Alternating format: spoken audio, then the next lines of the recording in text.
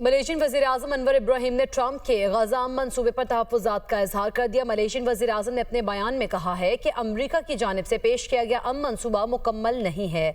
Malaysian वज़ीर-ए-आज़म ने अपने बयान में कहा कि अमरीका की जानिब से पेश किया गया मंसूबा मुकम्मल नहीं, मंसूबे की बहुत से पहलुओं से मुत्तफ़िक नहीं है, लेकिन हमारी तरजीह फ़लस्तीनी अवाम की जानें बचाना है। मंसूबे की हिमायत का मतलब इससे मुकम्मल इत्तफ़ाक़ नहीं है। मंसूबे की हिमायत मुस्लिम ममालिक का इज्तिमाई कदम है ताकि खून रेज़ी को रोका जा सके।